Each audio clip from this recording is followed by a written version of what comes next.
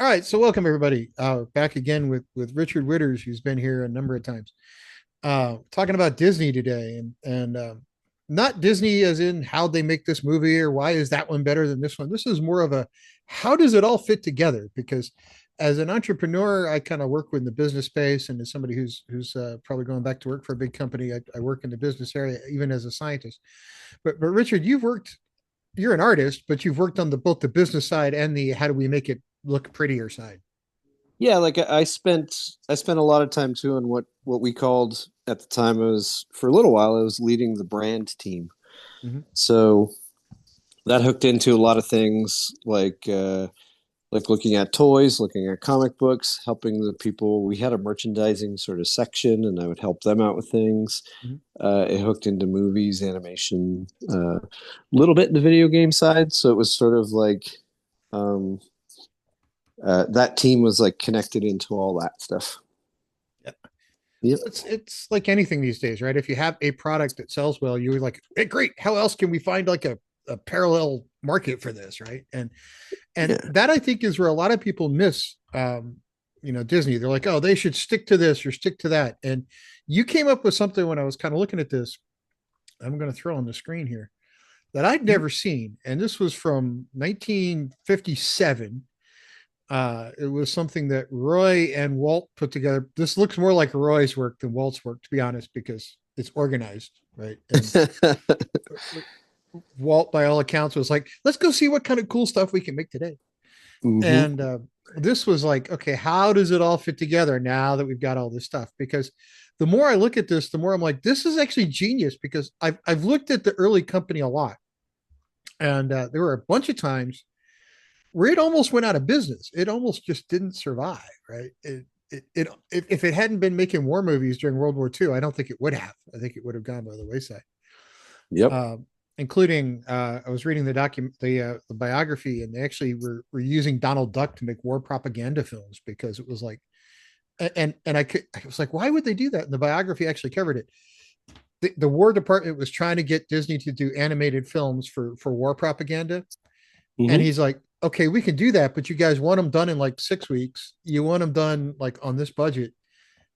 I got to use Donald Duck or something my animators know how to draw. Yep. It Yep. was like, I already got model sheets for them. it's like, yeah, so like, let's use Donald and let's just go. Right. And that was kind of it. But it's not why we're here. So one of the things that I'll let you talk about this, but one of the things I find interesting about this is that this was put together about 2 years after Disneyland came out. And hmm I think what a lot of people miss is that Disney as a company, I mean, Snow White goes back to what, the 1930s. Yep. So it's 90 plus years old at this point. Yep. Um, so the company was still 20 odd ish years old. Disney had been at Walt had been at this for probably since he was a World War One vet. He came back and this is kind of what he started doing. A couple of companies went out of business and he was trying to do it himself, and he was a failure right up until he partnered with his brother. Yep. And then his brother went, okay, you can draw kind of, but you're the creative one. Let's hire people who can draw better than you, which was Works and some others. And in the 50s, man, they had the world, but it wasn't hmm organized. And can you walk through this a little bit and just kind of, as a guy who's been in the art business, talk through what you think this whole mess of crap shows? Yeah. Yeah. I can tell you what it sparks up in my head. Um, so I think the big thing is they have creative talent studio right in the middle. Mhm. Um, Now I think the core of that, and if this was like um, late 50s or something like that. If you looked at that creative talent in the middle with the theatrical stuff, that probably would have been the Nine Old Men. Um, and I think they'd kind of formed that up officially at that time because Disney had nine of his basically animators, creative people. I wrote them down here: Milt Kahl, Mark Davis, Frank Thomas, Eric Larson, Ollie Johnson, Willie Reitherman, Les Clark, Ward Kimball, and John Lounsbury. So these were all the folks who created a lot of those original Disney characters that you think about, especially when they got off the ground. uh, going away from rubber hose animation. These are the folks that uh, revolutionized Snow White with using Mhm. the rotoscope and drawing over top, Mhm. but also adding the flair to it. So it's interesting to me right off the bat is if you see a lot of it, it always you're always guided by your central creative talent. Sort of like if you're going to make an expression, keep it coming from the center and express off of that. Because what you often get with creative groups, somebody could be out here and they're like, I have a whole different take on this, like kind Yeah. of thing. Yeah, and you can get like wildly different like themes and expressions and things like that. So I think what they were doing there was sort of centralizing. And then you get like if you went to like what they call comic strips, and they had comic books and stuff at the time too. Like you had Carl Barks, who is most people see him as the probably one of the top three masters of comic books as an art form. But he did a lot of like Uncle Scrooge and Donald Duck and stuff that led to the DuckTales.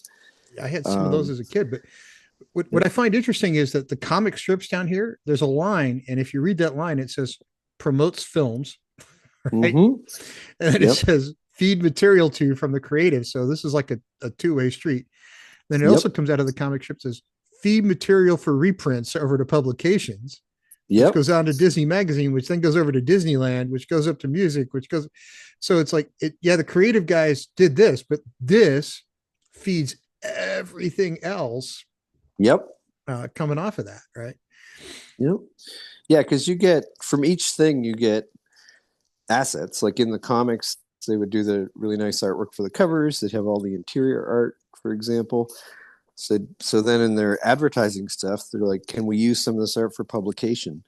Mhm. So like what we used to do at Wizards is we had some database. We had a big database for that stuff of like artwork, Mhm. um, things like that. Um, because you will have marketing departments from the various other departments kind of going, what are we doing? We also did things at Wizards back there. He talked about Sven at Larian had talked about the folks he worked with at Wizards. Mhm. Well, there's a few of us connected in to Larian who would give them assets. So we'd be Mhm. like, what artwork do you need? Um, I provided stuff like a scale of the monsters from kind of most iconic Mhm. to like least ownable. Um, so we just sort of, because Centaur isn't really iconic to D&D. Beholder is. So we'd sort Yeah. them out and be like, if you're going to put monsters in, here's like a scale that gives you a gauge. This gives you the most D&D hit. Yep. It's like owlbear. It's a very popular one, and you Yeah, don't see it Owlbear, Mind anywhere Flayer, else. Yeah. yeah, But Mimic. I find this kind of interesting because nowadays, Disney is even bigger than it was in the 50s. Mm-hmm. And for a while, they kind of lost their way, and they weren't being run by the creatives. The creatives, the Imagineering was down to like 40 people or something. It was pretty small. Yep. And then Bob Iger came in and went, all right, we're going to reorganize this, right? We're going to make this different. And he put the creatives kind of back in charge. Now the Imagineers, I won't say in charge. He grew the creative section Mm-hmm. and gave them kind of budgets to be real and go off and be imaginative. And if you watch enough documentaries about him, it's like some of the Imagineers that they've interviewed are like, this is the great place to work because you might not get to do every idea, but you can pitch every idea. And Mm-hmm. the trouble is sometimes when you go pitch an idea and it goes over well, they look at you and go, great, make it happen. And then you're like, um, but can I Yeah. have help? Yeah, and I like, think there's a couple of things there as well. Because say the Imagineers that build the showcases for the park and mm-hmm. stuff like that. Um, Disney brought other brands, if you want to call them that, under their umbrella, because they now have Marvel, they have Star Wars, Mm-hmm. for the big examples. So those Imagineers who are like, what interesting rides or whatever else events things can we create? They now have Star Wars and Marvel to play with. Yeah. Um, and Marvel did a good job too with, I would say, well, Marvel did a good job overall with the movies because we all remember like Iron Man and all that, and then leading up to um, the big end game kind of two Mhm. movies. They did a great job on that. They did a great job on the television series, like Daredevil and stuff. Kind of Mhm. referenced the existing movie Marvel universe, Mhm. um, but it didn't get too involved because they kept the TV stuff more street level. You know, so that was interesting. The comic books seem to wildly like they kind of were at the same time as the movies were really popular. They were almost going against the movies, and I found that kind of weird. Mhm. But you don't want the comics to just be repeat of stuff you already saw in the movies. So that's a big thing with that whole map to me Mhm.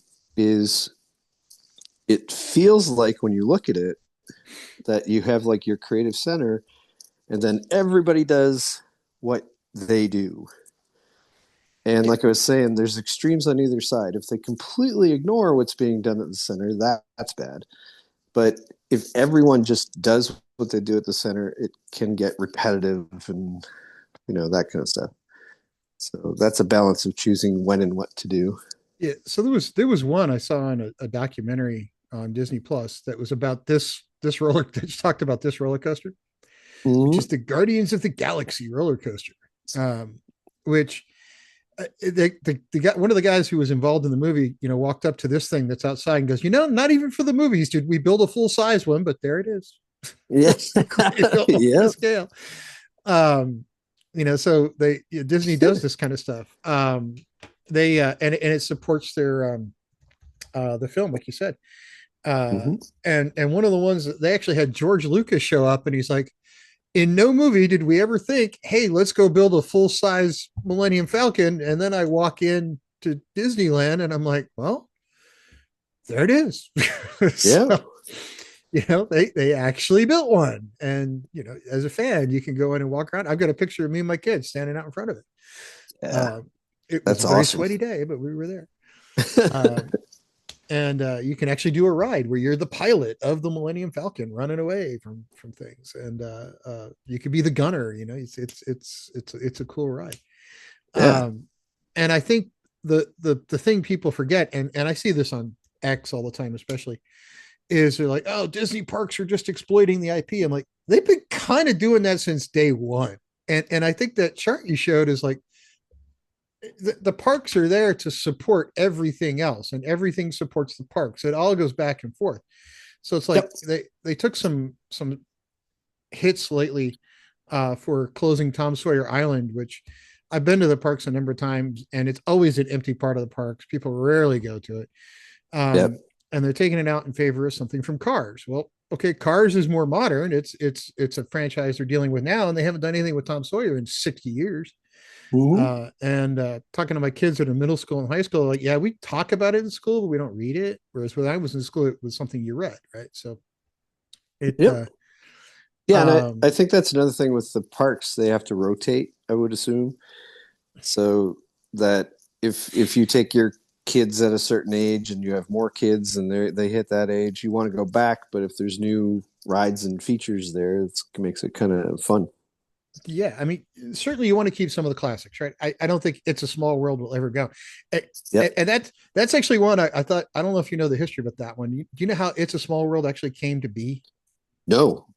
So It's a Small World. They were trying to figure out how to pay for the parks, and poor Roy Disney was like, "Walt, you want to do what?" It's like, because at the time, now you look at it and say Disneyland theme park makes sense, but at the time, never happened, right? This was a new concept, and Yep. Walt goes to his brother, goes, yeah, "I think I'm going to go spend a bunch of money on a theme park," and his brother's like, "What?" So Walt, to prove his point, sold like a Palm Springs house that he owned, a vacation home, like took a loan, cashed in a life insurance policy, put a bunch of his own money on the line to go do this. Um, Yep. and he was like, if this doesn't work, I got a problem, right? But It's a Small World. He was still trying to figure out how to pay for stuff. And while they were working on this, the World's Fair was off in New York, Yep. and they were like, "Okay, World Fair, hey Disney, we want you to do some stuff for the World Fair." And he goes, "Okay, if I can have the stuff back when you're done with it." Mm-hmm. It's a Small World After All was one of those things that was at the World's Fair that when they were done, box it up, ship it back, and now it's over at Disneyland, and there's a replica at Disney World. Yep. Uh, so it was Walt's version of getting the stuff paid for. It's like, Yep. like, great, Pretty crank it awesome. out. And he said it was the documentary I was watching on it was really interesting in that some of the costume designers for it were like, okay, how much do I have to spend on this? He's like, somebody else is paying. I don't care. Just make it right. Yes. Yeah. It was like, And I don't know, maybe you know the evolution of this too, because I only have the way I think it probably evolved, mm-hmm, but it there's a certain point where they, the main feature animations were doing pretty well, mm-hmm, and they kind of went into TV, and when they went into TV, they got into live action mm-hmm. kind of stuff like Herbie the Love Bug and things like that. So I always assumed, and I don't know if you know this history either, but I always assumed that the live action, when they were doing effects, because they did pretty much all practical effects back then, that they maybe had the practical effects people, and that eventually gave birth to the practical effects people who made stuff for the theme parks. Oh, yeah, definitely. Those two were very kind of intertwined. Mm-hmm. Um, because it's all one big sort of happy company. Yep. It's one very big company now. Yeah. But it was also interesting when they started doing live action, especially the animal documentaries. Yep. It's because they were spending so much money doing feature film that it was like the banks were like, look, we're not going to loan you that much money. So Walt was like, well, we need cash flow. So he was doing nature documentaries because animals didn't go on strike. They were really cheap. You could crank them out quickly. So it was like, just great. Go film a bunch of stuff about seals. I'll narrate it. We'll crank it out. Problem solved. Now we've got a documentary that feeds some cash flow in, so they can keep paying for the feature animation. Because Yep. at the time in the 1930s, when Snow White and the Seven Dwarfs first came out, who in their right mind would have spent that much money doing an animated feature film? Yep.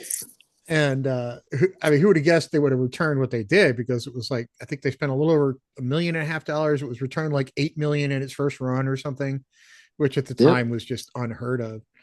Um, but when you look at the first five, which in the industry are, from what I understand, called the Big Five. If you tell anybody in Hollywood, we're talking about the Big Five, they're like, oh, those Disney films. Ooh. It's Snow White, Cinderella, Bambi, Fantasia, and Pinocchio.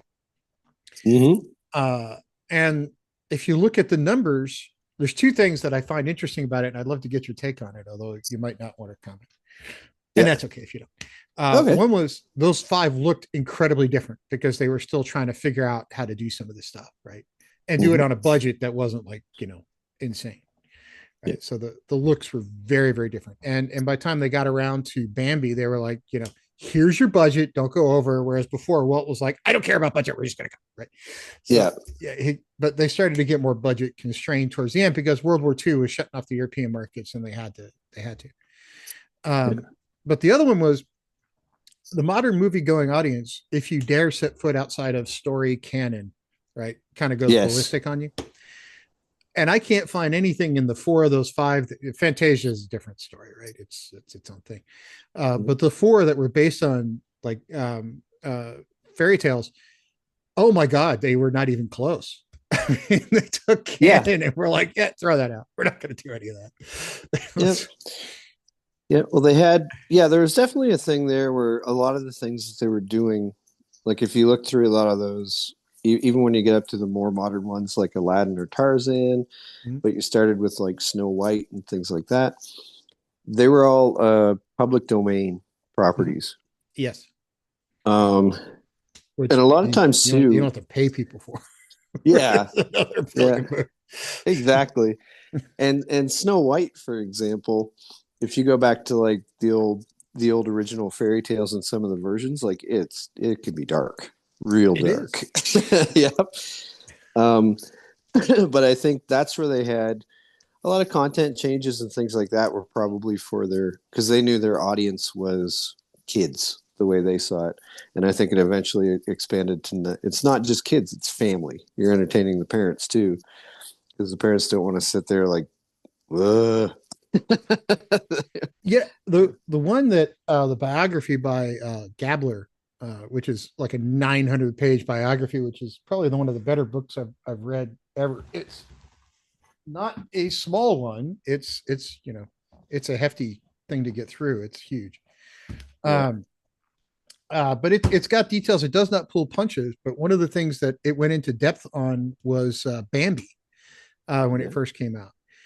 And I didn't realize this before reading it, but Bambi was actually protested by sportsmen because, well, Bambi's mother got shot, and it didn't necessarily make the sportsman look all that great Yep. as a result of that. But they were like, "Oh my God, you're picking on sportsmen," and he's like, "It's."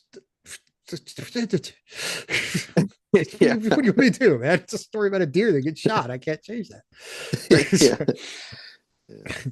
That, What, she committed suicide? So, I mean, they were after him at one point to put like a disclaimer on the front that said, "This is fantasy. This is not reality." And he's like, it's an animated movie. What do you want me to do?" So yeah, and it was different back then if you thought like people were protesting a movie, right? So it was probably like a small group. And then how might they protest? They write letters, op-ed or something pieces, like yeah, that. yeah. Yeah, or maybe get on like a local news channel or something, Yeah. if they're that lucky. And then it wouldn't go. But with the way we're connected nowadays with social media, you can just, it's like millions of people can pick up on something like that, and so it's very different. Yeah. Now it's going viral. But it Yep. lent itself to one of the most iconic moments in film, right? Where Bambi comes out looking for his mother. His mother's not there. The stag shows up and walks off with Bambi. Yeah. And had it not been for the way it ended, I don't think I'd remember that movie. I think I'd be like, yeah, okay, it's cute, but the ending just sort of like Yeah. drills it into your head. Yeah. There's drama. You got to have drama. Exactly. You don't want Uh, drama about the movie. You want drama in the movie. it's right, and they pulled it off. And the one I've meant to talk to you about this one a bunch of times. Mm-hmm.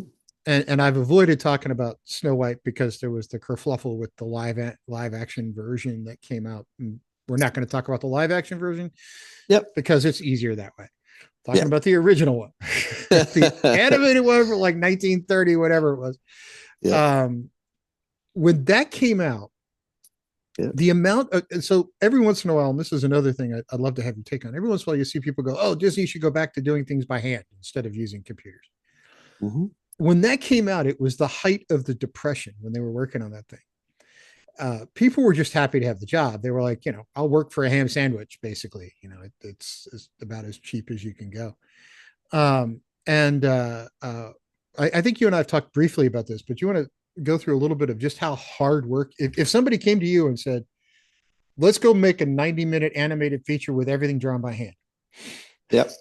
Yeah. Well, I think that's so go on. People in comments, whatever, can correct me if I'm wrong in anything, but I'll go through because it's been a while since I looked into this. So I'll throw out what I know, or at least think I know. And sort of, but I think that was the big move for Disney, from what they used to call like the rubber hose animation, Mm-hmm. like silly symphonies, and all the Mm-hmm. characters would be like, "Whoop, whoop, whoop," Yeah. where Mickey Mouse started and stuff like that, like Steamboat Willie.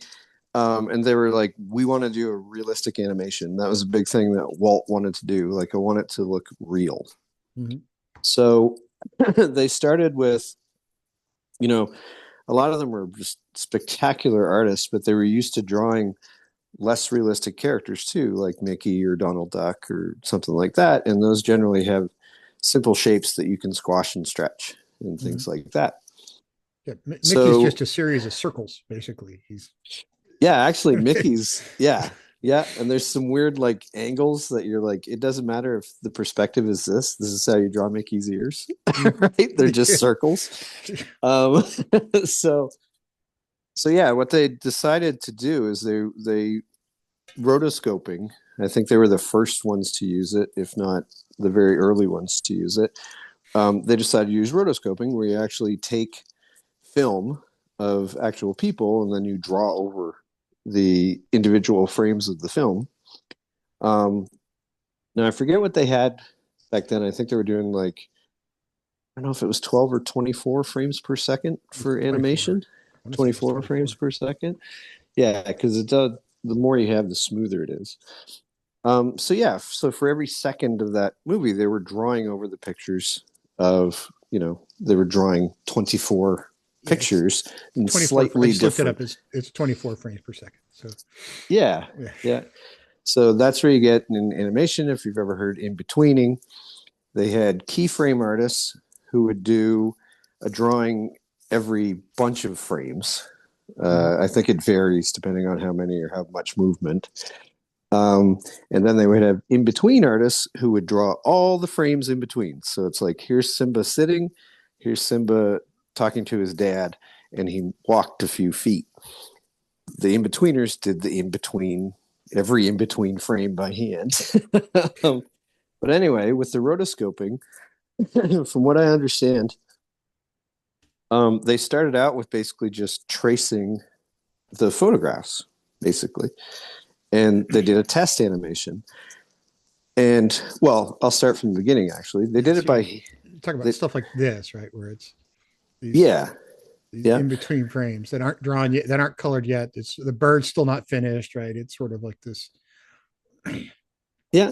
But you were talking about when Walt wants something. So it started with them trying to draw more realistically, and he's like, make it look more real.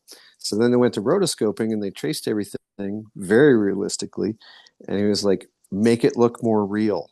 so so the problem was, and I think this was one of the things. There's all kind of conjecture about what they might have done, but they realized that when you rotoscope, it's it's people acting on film, but with an animation, you want a little more expressiveness. So it's a little more like people acting on stage. And when people act on stage, they project their movements, they project their voices more. There's all this stuff. Stage plays tend to be more flamboyant, so the people in the crowd can see it from a distance and see that you're flailing your arms because you're upset, you know? So Jim Carrey works real well, right? Yes, Put him yeah. on stage, and he's The guy who played Gollum, you know? yeah. I forget his name. But anyway, yeah, so it was basically, so like I said, in animation, they have the principle of squash and stretch, where if you had a round ball and you bounced it, when it hits the ground, it squishes down. And when it bounces up, it stretches out and then it flies through the air. And at the mid range, it goes back to a ball and then it squishes down when it hits the ground again. So that applies to movement, expressions, all these other things. So they went back the third time. So we've already done traditional drawing, straight rotoscope. And what they had to do was sort of take the rotoscope and have the in between artists add this sort of squash and stretch and expressiveness to it. Over express, stretch out that run, things like that. Um, and finally, Walt was like, now it looks real. They're like, and, okay, this is a very painful bar we've set. and now putting AI aside from Yep. it, you could do the key cells and go into Photoshop or some other feature, some other set of software and do the Mm-hmm. squash stretch. You do all that in between stuff kind of much more quickly than doing another hand drawing and another set of this and another set of that, right? Uh, Yes. so you don't have. I looked it up also for Snow White. There were 2 million individual drawings, right? I mean, Yep. that's a lot. that's Yep. that's a lot. And I'm not sure how you would get that done in the modern market for less than about $1 billion or something. I don't know. It would just be insane. Um, and they had 700. I looked that up also. They had 750 artists working simultaneously. Some of them at like 12-hour days, 7 days a week, which you'd never get through union rules today. Yep. Um, and so there's just the financial side of it alone. I'm like, how would you ever remotely achieve that today? You just can't. Yeah. uh, so you have to use some kind of computer enhanced something. Keyframes, certainly you want to have a human do that. You don't want to depend on AI totally, but Yeah, you need to have some adult supervision to help you with some of this stuff. But I yeah. don't Well, think you they could go backwards. I just no. The process was very much like the comic book process. mm, The animators actually drew the pencil drawings, so they drew all those thousands of drawings. Then you had somebody who basically took what they called the cell, a piece of acetate, put it over the pencil drawing, and they put black ink on the top side, obviously in the front of the acetate, right? Then that would go to the paint department, and they would paint the colors on the back of the acetate, right? It's basically coloring book color, kind of thing. yeah, something Um, like one of those. That's what you get when you're kind of done with that, right? exactly. Yep. Yeah. So that's like black ink on the front, paint on the back, and that's a literal frame from one of the movies. Sword in a Stone looks like. Mm-hmm. Um, yep. Yeah. And then you had your background artists who sometimes you had like a static background, like here's a scene, and they'd have a nice lit part in the center. So it's like this is where your characters are going to act. Sometimes they would do long backgrounds that were went across huge tables in the room. Like if you look at one of those big fold out tables, you'd be like three or four of those, say, or something. Like in Bambi, they have some of these, and they would pan the camera and the animation across this fully painted background with hot spots of light across it. Mm-hmm. So, and then they also got into planar cameras, which is like parallaxing, where they had glass with like foreground painted on it, and then glass with the midground elements, and then Talking about glass with the that guy background right, elements. that guy right there, right? So you had a camera at one end and different planes of the image as you go down.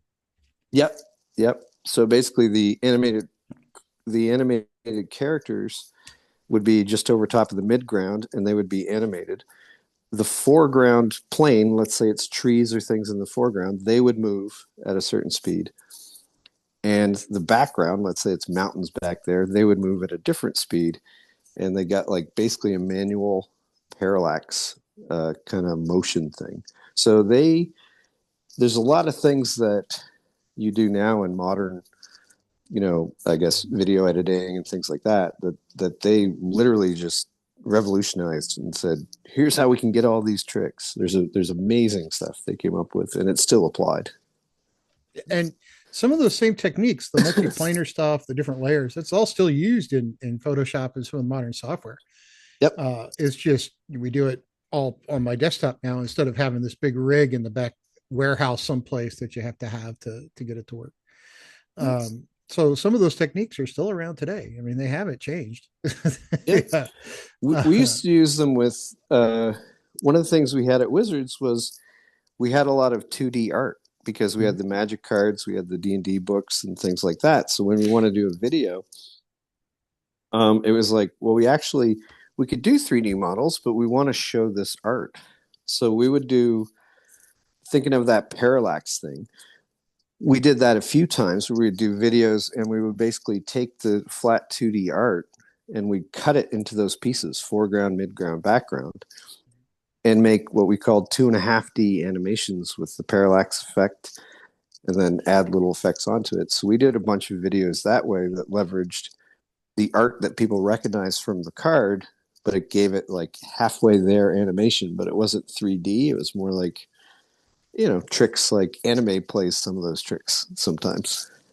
Oh, definitely. I mean, anime, and that brings up an interesting topic too, because it's something I'm sure if Walt ever saw anime, he would probably have a heart attack or a stroke or something in the spot. Um, because he when he saw like the Bugs Bunny cartoons and whatnot, he goes, "Well, it's cute, but it's not what we do here, right?"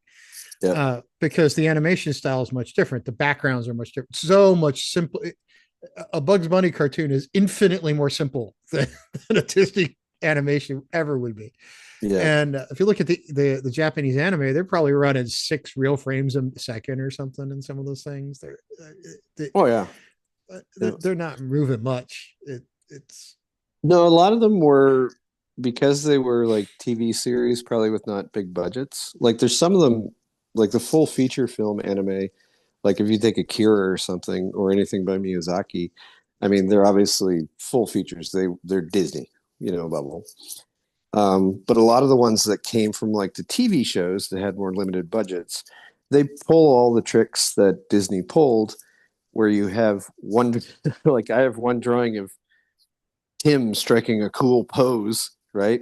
And Mhm. what I do is I make it huge and I pan the camera up until Well, it's like a Ken Burns effect. You move it yeah, up. exactly. You move it up slow. Now let's say you do that slow pan and it's 3 seconds. Mhm. Well, there you go. That's like what, 70, 80 frames you don't need to draw.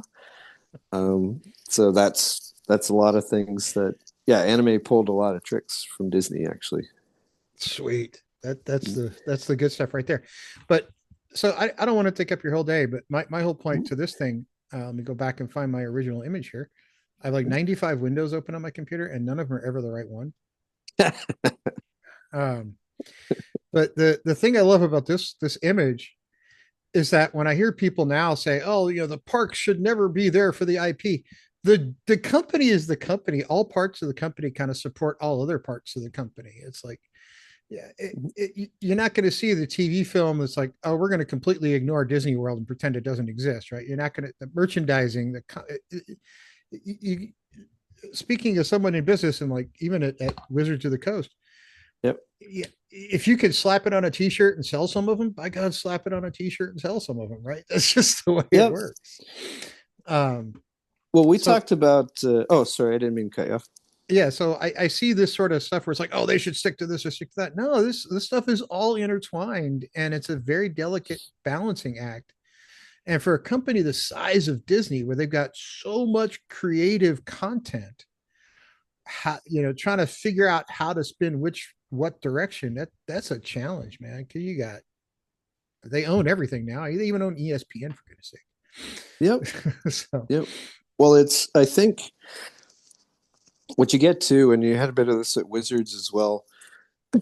um, like basically, if I looked at it, I'll take like a couple of examples. You have something like D&D Beyond, and then the opposite of that, you have like the VTT that was being worked on. So if you look at that, D&D Beyond started as being licensed, right? mhm. So it essentially means they they did D&D Beyond, they generated revenue, and they paid a certain percentage to Wizards of the Coast of their generated revenue. Whereas the VTT, they were doing completely in house. Um, so I guess the point there, and it kind of goes into all that stuff that Disney had. From what I understand, a lot of stuff with Disney, everything they did was like, or at least in the early days, is basically we're doing it, we're hooking it into our system. If it doesn't pan out, we'll get rid of it, or Walt will just put more money into it until it does. Right? Um, but a lot of times with companies, they either take the risk, like with the VTT, and say we're going to build it in house, or they license it out and they watch that licensee, and if they know the general how good they're doing by the license fee they get, and if they start doing really well, that parent company will be like, I think we want to absorb them now, which is what happened to D&D Beyond. So that's how a lot of modern corporations grow, is they're like, if you take the risk and see if this is feasible and it works out, then we'll probably consume you or Well, subsume you. Yeah. that's kind of, at least in one case, I think what um how to put it. In one case, I think that's what happened with Disney, because that when they bought Pixar, shortly before they purchased Pixar's films were more beloved by mothers than Disney films were. Yep. And I think they were like, yeah, we're not going to let that happen. So Yeah. they're like, Yeah. Yeah. Pixar, That's another. come on, Yeah. man.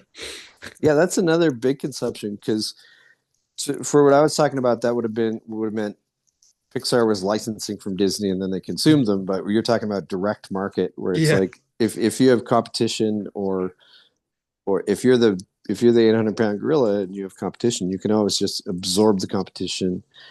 But if you look at like Wizards or Disney or anything like that, big corporations nowadays, they tend to collect IPs or Mhm. brands. Like Yeah. Wizards has D&D, Magic, they have Transformers, GI Joe, My Little Pony. So they have those brands, and I think they leverage certain ones for certain periods of time. Sometimes some are on the shelf until they get a good idea. Yeah, Disney has Marvel, Star Wars, and all the Disney stuff that they've done. So it's brand collecting now. Yep. And man, they're making a bunch of money, so they got to be doing something right. Yep. Um, last time I looked at one of their stock reports, I was like, "Holy God!" Yeah, it was like a $5 per share earning or something. It was insane. So they were knocking it out of the park. Yeah, And I that was was. and that was before Lilo and Stitch just did $1 billion. So um, Yeah. Yeah, I always look for the sleight of hand in those quarterly reports if they're like publicly available. mhm. Um, because I know, and it's normal too. It's normal business. Um, but the way companies will package certain things together and then unpackage certain things on their own is, I would say takes a little digging. Mhm. You know what I mean? Um, like if you look at the quarterly reports, let's say for Wizards, I think it's impossible to discern from that how much the printed tabletop RPG makes. Oh, you'll never get it out. Yeah, Yeah. it's So that's sort of like, and that's for a reason too. The company keeps like internal, it's got its own internal metrics and mhm. methods. So that stuff's all in there. But yeah, it's sometimes hard to parse. Yeah. Figuring out what the details are is tough, but figuring out overall the big picture, like you can tell how Hasbro's doing, right? That's pretty easy. Oh yeah, Uh, and sometimes you can sort of figure out what Wizards of the Coast is doing. That's sort of easy, but like yeah, Disney, I would never try to figure out, oh, how did Disney do on this film or that film or this thing or that thing? It's just too down in the weeds. But yeah, I looked at their overall company performance and was like, oh my God, it's like yeah, a medium sized country. yeah, yeah, yeah. Disney is way up there. Is it the biggest media corporation? It might be it's got to be close just because they own so much stuff. But Yeah, I mean, they've got Hulu, they've got ESPN, they've got what all kinds of stuff. They what is their market cap is $215 billion. I mean, it's just yep. crazy. You'll get a kick out of this. So I've been reading a lot of biographies lately because I sort of enjoy them. Mm-hmm. There's a new one out about Desi Arnaz. And Oh yeah, yeah. did you know that Desilu Productions at one point was the biggest production studio in Hollywood? I did not know that. They were the biggest at one point. It Um, doesn't surprise me though, because Lucy was like the biggest star. yeah, it was like, Yeah, and he used to joke. He's like, "Okay, nobody let anything happen to her," because yeah, that's like what we got. But they were the production studio behind that greenlit Star Trek. They greenlit Oh wow. yeah, everybody was turning Star Trek down and they greenlit it. Yep. And they greenlit Mission Impossible was the other Yep.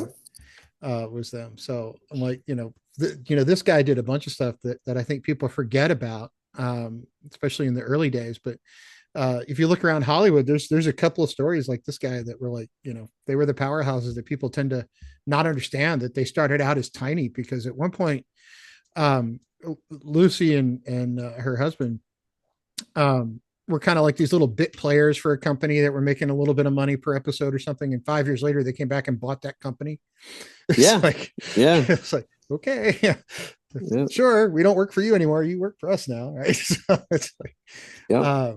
you got to love some of the turnaround stories these guys had. It was incredible. All right. Well, anyway, I don't want to take up your whole day, sir, but thank you for chiming in on the business side of this stuff because I find that stuff more as fascinating as some of the end products. Yeah. Because when you find out how the sausage is made, sometimes you understand the decisions that get made a little bit better. Yep. It's not always a good decision. You may not always agree with it. It may not always win, but it's always nice to see kind of how it all fits together. But anyway, Yep. so Thank you, Richard. I will link to all your socials in the bottom, and we'll talk to you soon. Okay, rock on.